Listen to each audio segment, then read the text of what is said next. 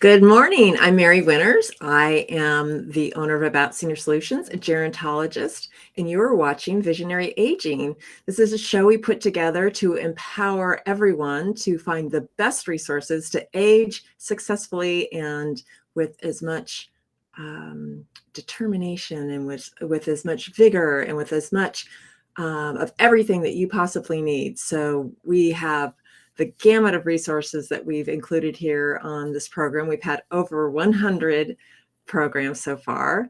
And today we have a special guest with us. His name is Michael Bell, and he wrote a book called Seller's Mistakes, basically what to avoid. I mean, simple stuff, but really, really important. And I think what is really important for me to have him on today to discuss this is we need to make sure that our seniors get every single penny out of that house, because it's oftentimes going to support their care and support them in making sure that they have more options and choices. So stay tuned. We'll have Michael on, and he's going to talk about the seller's mistakes and go through all those and share a little bit about his book.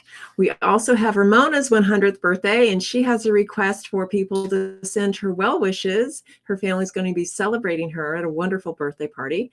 And we also have Steve McCalla. So let's see if we can take a second and we'll intro Steve and his question, his caregiver question. So hold on.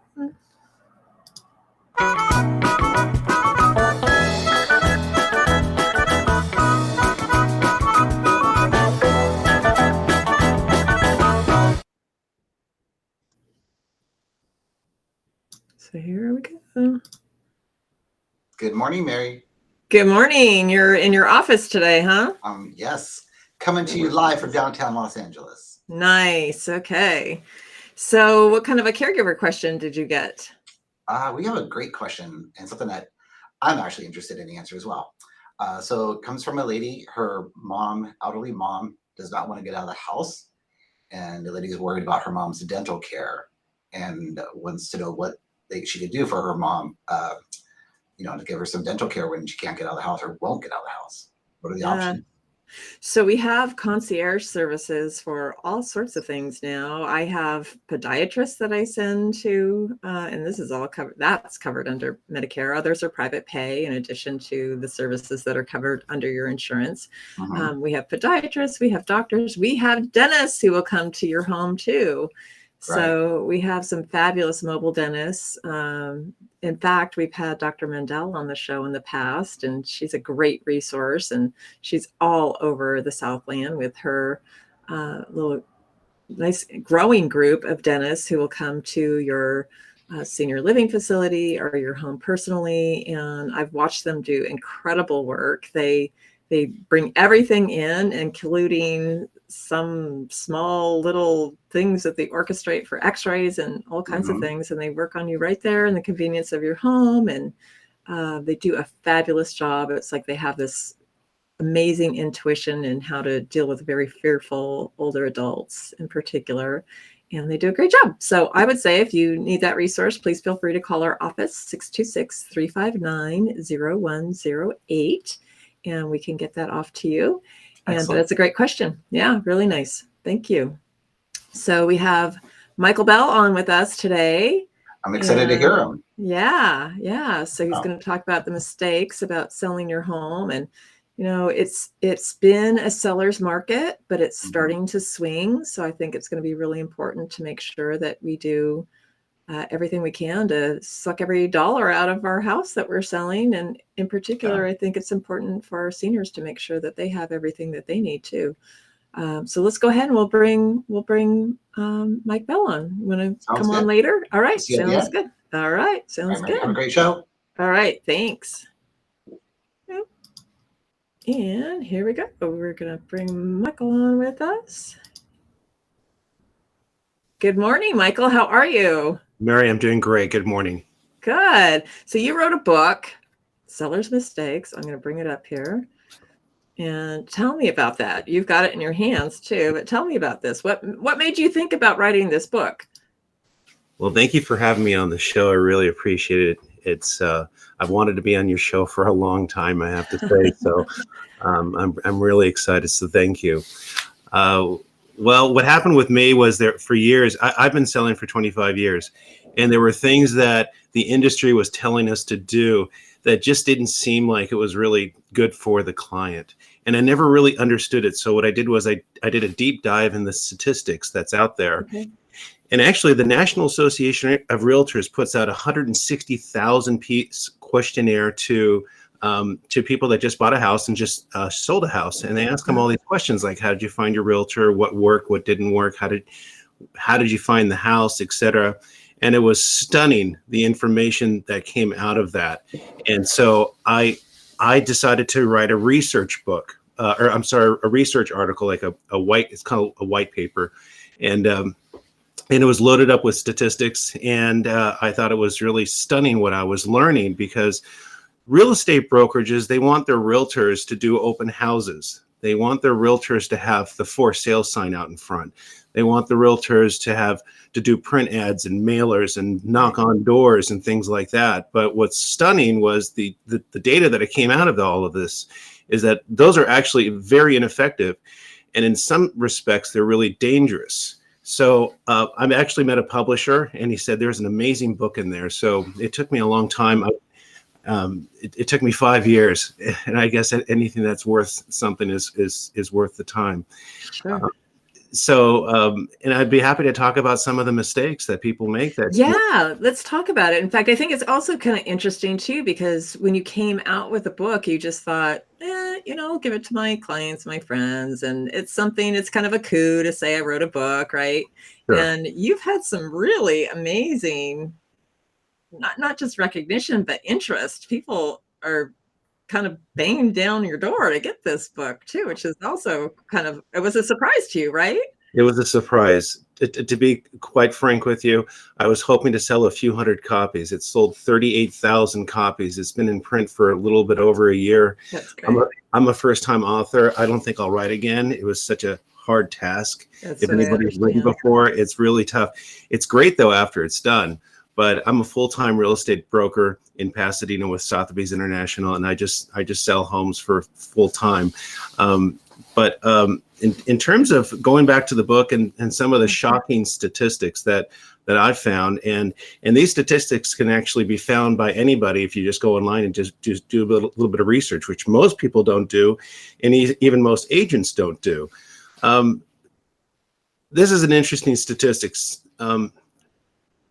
70% of all home sellers would not hire their same realtor again. Wow. Yeah. And usually the reason why is that people just pick anybody, and they pick a family member or a friend. Sure. But they don't interview multiple agents. So here's the first tip. Okay. If you're going to sell your house, interview 3 people. And really what's important is to interview three agents that are local and very experienced. You just need to find the right fit for you, but you also you're going to hear 3 different things. And it's really important that, you kind of decide what you need to hear. And what you really need to hear is that they're going to do the most effective things. And here are some more effective things that you should consider. One of the things I just talked about is hiring a friend or family member. A great way to destroy a relationship is to go with that person. Yes. I know probably as a sales agent, you're like, geez, why won't they use me? It's my own family. But it really could be really detrimental to your relationship too. Well, selling a house, there are minefields all over the place. It is. I wish if it was really that easy, we'd have all these internet companies that would just take over, and these bots would take over. But really, it is. There are a lot of steps that you have to go through. It's easy to blow them. And if you're hiring a family or family member or friend, you really are putting that relationship at risk. And I'll tell you why. It is really important for you to be able to be in a position where you can fire somebody. On both ends. If you think about that, that's a great business relationship to have. And so that's my recommendation, is to hire somebody outside your friend or family circle. Now, once in a while, you might get lucky. Like my parents got lucky. They used me. It worked. Yeah. But I'll tell you, it was really difficult because, there's a story in the book about selling my mom's house, and my mom priced her house way too high. It was a 1-bedroom house. It was a little funky.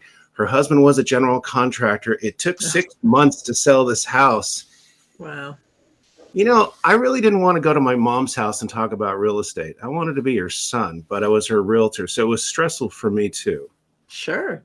Yeah. Actually, you know what? That's kind of like what the work that we do too. So many of our families just want to be the son or daughter again. And so once they relieve themselves of allowing us to manage a lot of that care, the direction of the support that they need, it's a relief for them too, as a son or daughter. So I get it. Sounds like a great point. So in the book also, it talks about who to call and how to find them and how to go on the internet and search them out, and how you can call different brokerages in your local area and ask the manager for certain people. So oftentimes if you call the manager of a local brokerage, they'll just give you anybody in the office. Okay. But so it's important to ask them who got the awards for Of course. Yeah. Yeah. Not just, in descending order. We're on Z now. So you get, Zab is going to list your house for you. Unfortunately, that's the way it works at most brokerages. When you get the phone call, he's out divvying out leads. And it's usually the folks that can't get their own leads. And you have to wonder, if you can't get your own leads, maybe there's something wrong. I don't know. But you may want to work with somebody who gets it done over and over and over again. You're going to have more success. And at the end of the day, you want the most amount of money. This is what I figure. You want the most amount of money, usually in the least amount of time, with the least amount of headaches. That's your realtor's job. Makes sense. Yeah, absolutely. And you're not going to get there if you make these mistakes. Yeah, for sure. So let me throw out a few other mistakes that may shock you, actually. Okay.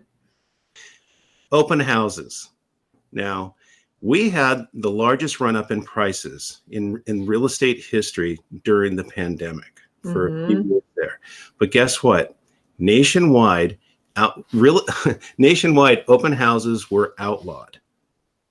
The National Association of Realtors told all the brokerages, no open houses. Nobody had open houses for almost a year and a half. And guess what happened? The real estate market still went up. So think about that. Are they really that necessary? But now that we're kind of past that a little bit. I don't think we're out of the pandemic yet, but people are still doing open houses. Now, what's shocking is if you look at the statistics, the National Association of Realtors doesn't actually give us a finite number as to the effectiveness of open houses, and for good reason. But if you read the chapter in my book about open houses, you may find yourself agreeing with me that you have about a 2% chance of selling your house because of an open house. It's really that low. So why do people do open houses? Is it something for the realtor because you can get leads with people walking in, or? Leads. Real estate's all about leads. Sure. And a lot of these mistakes that people make is they're allowing the realtor an opportunity to get leads where it really doesn't help the sale. So open houses, though, if you think about this, it's a great opportunity for me to use your living room to market myself. And who comes to open houses? Neighbors, looky-loos. Looky-loos.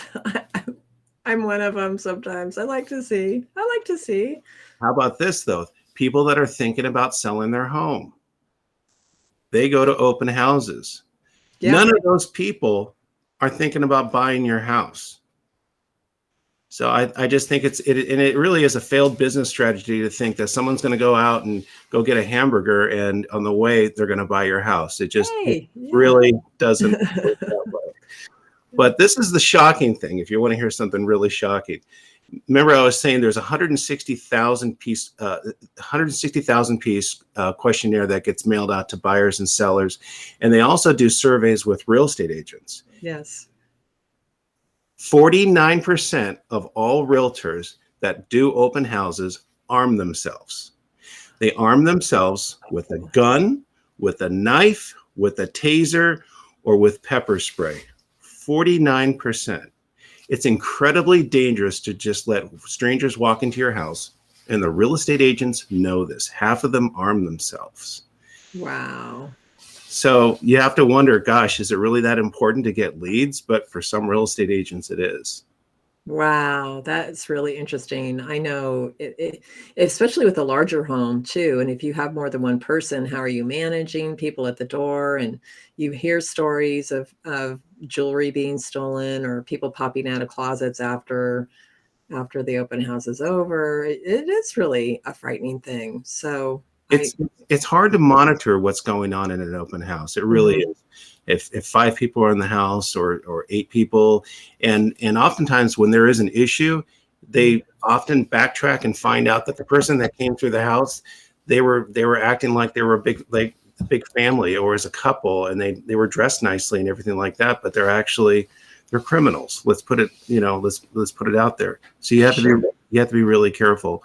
Um, I don't do open houses. I've been selling for 25 years. I've done 7 open houses in my whole life. So, Wow. and Why? I've gotten this far. I don't need that. Sure. Why was that? Is that early on you did them, or it was the insistence of the property owner, or Probably pretty much 7 of those were all property owner. One of them was the house across the street. I didn't want my neighbors to think I was lazy. So I had to do the open house right across the street. But they were never effective for me. It was never the way I try to get business. I, Yeah. I I went different directions with networking and building relationships with people. I didn't really want to do that with somebody else's house and have strangers coming into the house. It was just Sure. never. I If you talk to any real estate agent, they'll tell you open houses are not very effective. Well, the other thing in regards to a senior too is this leaves them more vulnerable. So then they come home and somebody scouted through their house. They know where the entrances are, how to get through a window upstairs with a balcony or blah, blah, blah, blah, blah. And then you've kind of set yourself up for potential criminal activity because now they know exactly what your house is like inside, even if they didn't take anything the first time.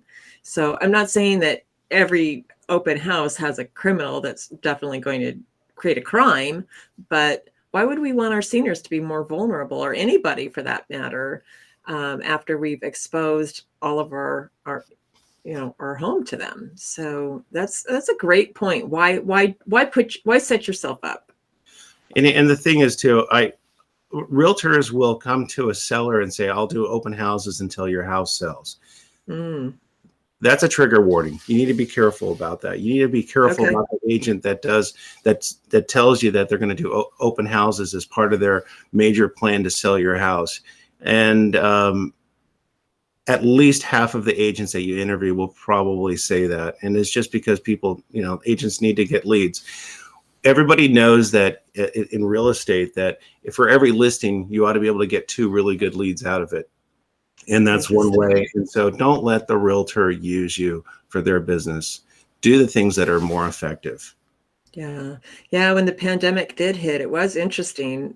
It's kind of seeing everybody not crumble, but everybody had to pivot and do things differently. So the open houses did stop. I think there was a big, huge pull. You know better than I do, but things had to be, people had to be qualified before you were allowed to come into a house.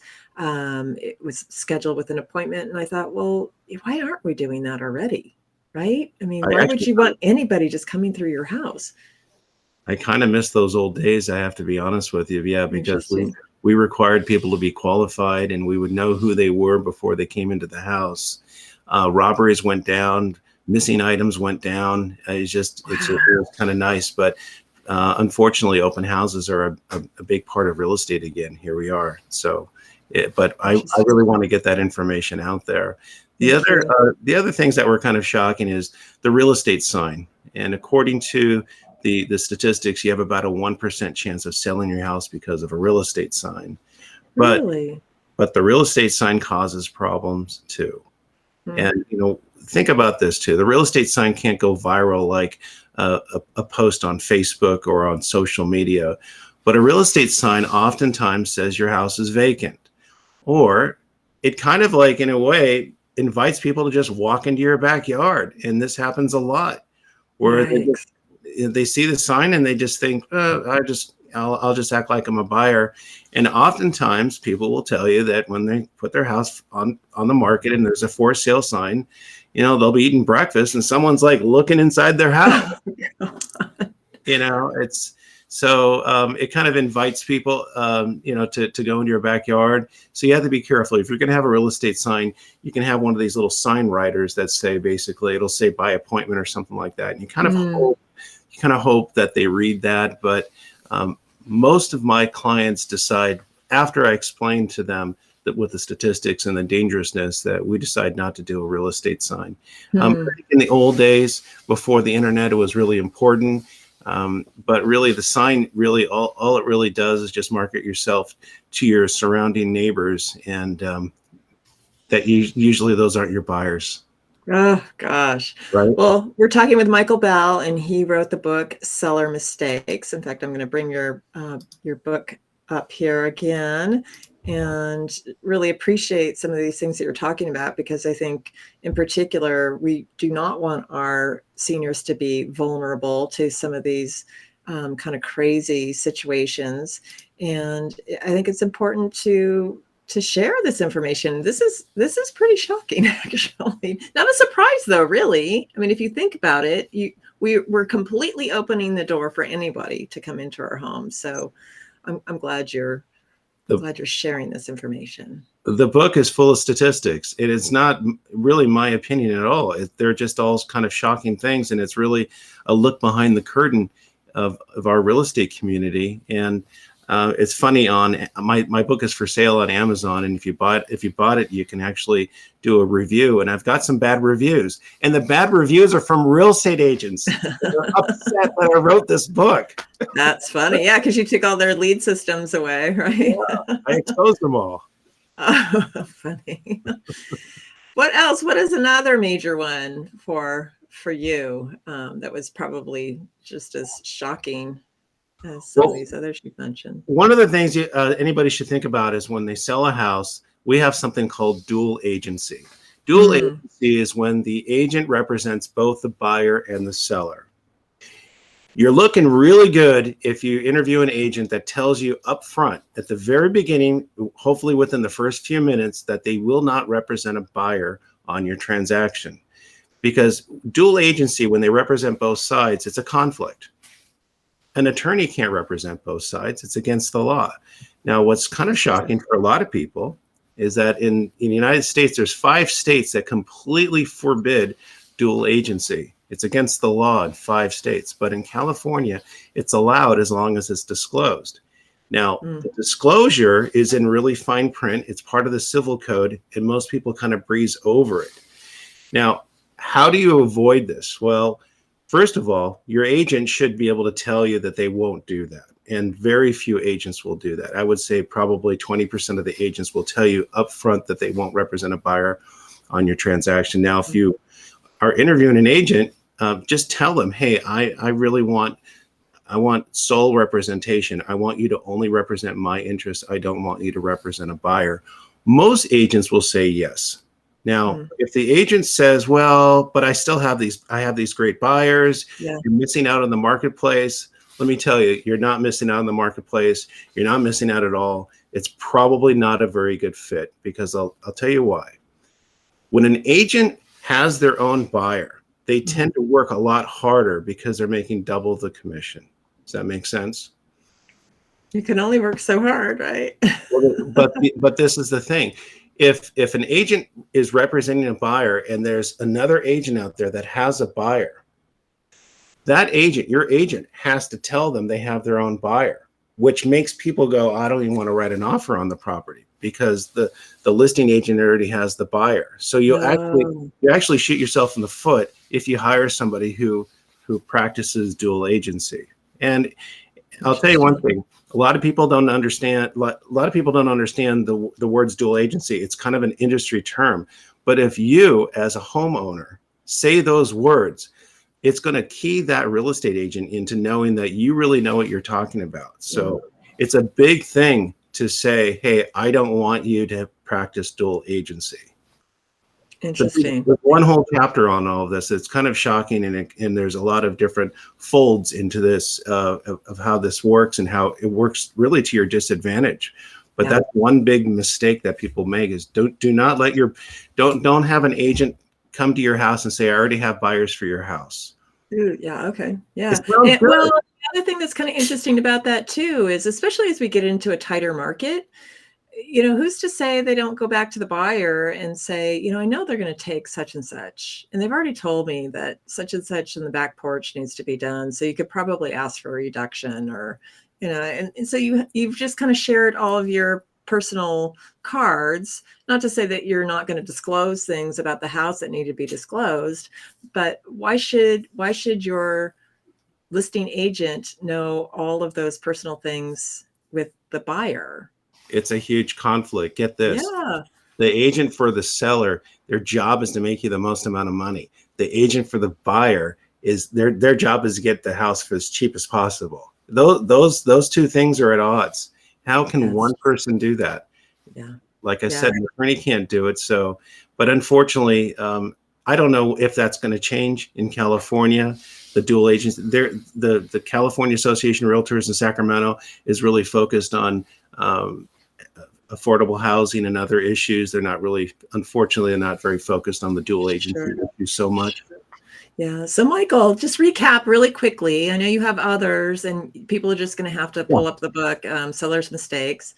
And but tell us, what are your big points again? Just recap on those. The big points is interview more than one agent. Interview at least 3 agents. Be wary of dual agency. Be wary of the agent that says they're going to do open houses. Be wary of the agent that's going to say that they're going to do a lot of print ads and mailers. We didn't talk about print ads and mailers, but you have a less than 1% chance of selling your house because of print ads and mailers. And there's a lot of statistics in the book about that to back that up. You may want to steer away from hiring a friend or family member to sell your house and have more of a business relationship with somebody. So you have that nuclear option to fire them, to yell at them. And that's really important in business. And you should yell at them or fire them, but you should have that ability. That's really important to have that, to have that relationship. There's a lot of other stuff we just didn't get a chance to talk about having professional photos, and even what kind of a firm you want to hire. If you want to hire a big firm or a small firm, and there's a chapter about that. I'll give you a little hint. You're usually better off hiring a large firm because they have more marketing reach.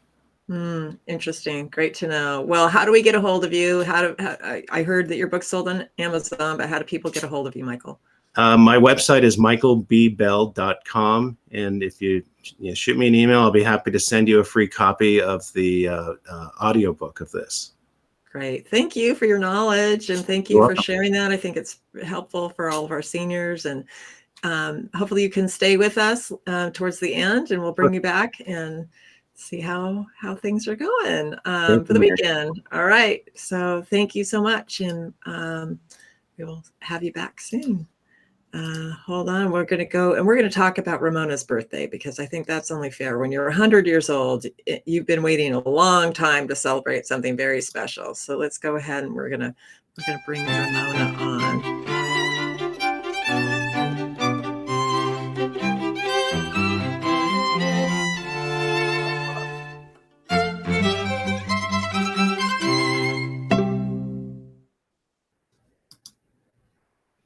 So we have Ramona Rinkes, and she was born to Samuel and Grace, and she grew up in rural Fulton, and she married Harold in 1947. She has 3 children, 5 grandchildren, multiple great-greats, and all kinds of wonderful family members who adore her and love her and want to celebrate her. And if you look at the very last paragraph there, this family is asking for you to join Ramona in receiving birthday wishes. So you can send those to 403 Scenic Street, Unit 202, Morrison, Illinois, 61270, and celebrate her birthday with a private gathering. And hopefully you can get some kind of a little message out to her and celebrate her. But Ramona, we hope that you have a fabulous 100th birthday and many, many more. So let me go ahead and we'll bring Stephen back, and we're going to ask a little bit about what is going on in this day in history. So let's see. Oh, we still have our birthday lady there. So tell us what's going on this day in history. Well, today in history, Yogi Berra was named the manager of the Yankees for the second time. Really? And yes, I'm not a big Yankee fan, but they have had colorful managers at times, multiple times. Billy Martin was there, I think, 5 times. Yogi Berra, of course, was known for his great quotes that he gave us. So the phrase, "It ain't over till it's over," that's a Yogi Berra quote. Nice. It's like deja vu all over again. Also, something Yogi would say. And then one of my favorites, he was asked after a game that some streakers had run onto the field during the game. And so he was asked about it in a press conference. And he said he didn't know if they were men or women because they had bags over their heads. That's great. Well, let's see what we have here in the perk. We've got today is National Ugly Sweater Day, and our pun is the cat found a mysterious sweater, but it was soon unraveled. Oh, that's pretty bad. And how about Larry King? I didn't know that we had Larry King. His last show was 2010. Oh wow. Yeah. So please make sure that if you would like to have a perk, we'll send that out to you. Ginny will get it out to you, like the other few hundred people who are receiving it now. And you could just call us at 626-359-0108. Let's bring Michael Bell back too and see what's going on in his world this weekend. Let me go ahead. We'll move the perk out of the way. So Michael, thank you so much for being on today. We really appreciate you giving us these fantastic tips and making sure that we keep our seniors safe when they're listing their property and they're getting the most for their homes. Lots of good information. Thank you. Yes, very much. It's an easy read. Good.